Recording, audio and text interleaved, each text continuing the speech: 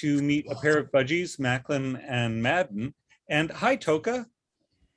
This is Toka, and Shaima, I'm guessing, is there somewhere as well. Who is it that we're seeing on top of the cage in the foreground? We've got, that's over here is Maclin. Hi, Maclin. Right here. So that answers the question. Maclin steps up for Millet. Yes, he does. He does without Millet too sometimes. It depends on his mood. Can't ever make it perfect all the time, so it depends on his mood. Yeah, what I'm willing to do for Millet or not for Millet depends on my mood too. I'll tell you that. I want to remind people that they can ask questions about Maclin and Madden in chat, and we'll try to get to them. So that was Maclin, and Madden is back a little bit farther on the house. Ah, and there you go. Come on. Yeah. Ooh. Everything just went dark for a moment. That's really odd. Yeah.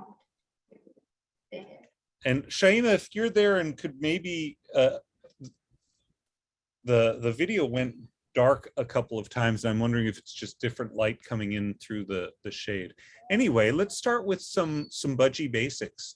What do they eat? They're obviously both willing to step up, which is really neat. So what are they eating? So as for their diet, they're on a seeded diet currently. We're trying to convert them to pellets. It's going really well. They're maintaining a good weight, and they're going really well with the pellets. We mix the pellets with some water to make it softer and easier for them to eat, and they're content with that. Just this morning, they finished all their pellet mush stuff, which is really good. Good job, babies. Yeah.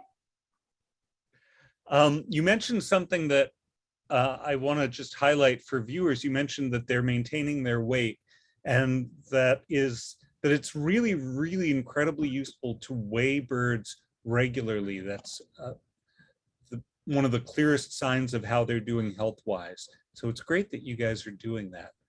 They're in a pretty large cage, and do they share that cage together? Yes, they do. They're really good together. We definitely consider them a bonded pair. They do get comfort from being around each other. And if they can't see each other, sometimes they will scream for each other just to have that sense of safety. So yes, they do. And when a budgie screams, I'll point out that's a very different thing than a cockatoo screaming. And yes, it is. I've never personally experienced a cockatoo scream, and I am thankful for that. They can be a bit loud for budgies compared to other budgies I've heard. They can be a bit loud, but they're manageable. Right. What kinds of toys do they like? I see some climbing things in their cage, and what yeah, sorts so of toys? Their favorite toys are more foraging toys. You can see they like Millet a lot, and they are very food motivated. So their favorite kind of toys would definitely be foraging toys. We have a little toy in their cage where you can stick some millet inside, and they'll kind of break apart the toy just to get some millet. And how would you describe, their personalities? In what ways are they different? What makes them what makes Maclin and Maddie? Well, Madden over here, right here, the one with the black stripes.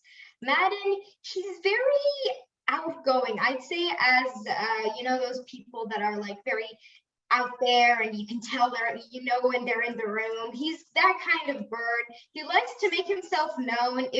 If we're ignoring him, sometimes he'll kind of scream just not to get attention, just to tell everyone that, hey, I'm here, And then we have Maclin over here. He's more shy. He when I was training them to step up, he was the last kind of to pick it up, and he'll kind of when Madden gets a reward for doing something, Maclin will kind of come and grab it, not just to have some kind of reward. So he's that kind of bird, kind of shy in the corner bird.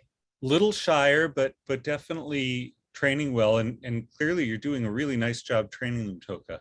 Thank you. This is very cool. So Maclin is a little shyer, although it was interesting because he was the one on the front of the house to start, so he's not super shy. Yes. Do you know how they came to Mickaboo? Yes, they were part of our more recent big aviary rescue. They were stuck in an aviary with about 8 other birds. To my knowledge, 5 of them were female, 5 of them were male. They were one of the male ones. They weren't in the best conditions, so our wonderful volunteers here at Mickaboo rescued them from their bad situation and got them to some foster homes. So again, just opportunity to point out based on what you've said, and we saw it with the cockatiels, aviary birds are often very shy with people. And so the fact that these two are now hand tame and doing so well is really a testament to the work that you and your mom have done. Really nice stuff. We have people asking, at what times of the day are they typically more boisterous, more active, singing, noisy? Budgies tend to sort of burble, you know. They are. I'll notice that especially in the morning and at night, they'll start in the morning just to get our attention, as I said, make themselves known, make sure that, oh, you know, we're here. And then at night, right as like the sun is starting to set, they'll just chirp like, okay, I'm gonna sleep now, but you still want to know I'm here. So it sounds like they like to have ambient attention. They like to know that you're there and that you know that they're there. Do they like, it looks like they enjoy having individual attention as well, and direct attention like this, especially when there's millet. Yes, they do. They do really love millet, and for one-on-one attention, they do like it. But there's a certain limit, like you can tell by their body language, especially at the beginning, they like it a lot, but then they're like kind of fluffing up, starting to ignore the millet, and then, you know, they don't want that kind of attention anymore. They're just fine chilling out. Again, a wonderful point that you bring up about watching their body language, not only for these two, but for parrots in general. It's just the best way that we can tell what they're needing and how comfortable they are in a situation. I really appreciate you pointing that out, because it's critical, and it's part of, I would be willing to bet it's part of the reason that you've been successful in training them the way that you have, because you're paying attention to that. So that's really cool. Another question coming in.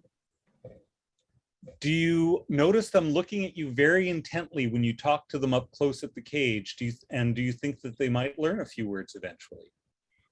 We have noticed that they are picking up snippets of words we say. Especially in the morning, I'm always like, hi, babies. And I notice, especially sometimes when they're chirping to each other, you can hear a snippet of like a hi or something. It's very cute. So they will talk, and when we talk to them, they do look at us like they're having a conversation. It's honestly really cool. It's like having a conversation with the birds. Very nice. I'm personally just a big fan of what amazing learners parrots can be. And you know, you look at budgies and they're so small, but they are really avid learners and can be really good talkers.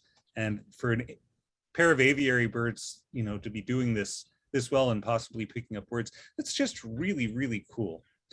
Have they been around other birds or other pets? They have been around other birds. As I said, they came from an aviary with about 8 other birds. Right. They lived with 5 of them at another foster, and then they separated. They took really well to the separation. We didn't notice any behavioral changes, so they're good on that. As for pets, they haven't been around pets. I don't know how they would react, given that they are pretty scared of new things. I would say that they wouldn't do well with pets. Like if you have a dog or maybe a cat, we definitely don't recommend here at Mickaboo. We don't recommend interaction with those kind of pets. But I definitely don't think they do well in a house with them, just in general. So if you have a dog, maybe don't go for these kind of birds. Right, or introductions very slowly and stuff.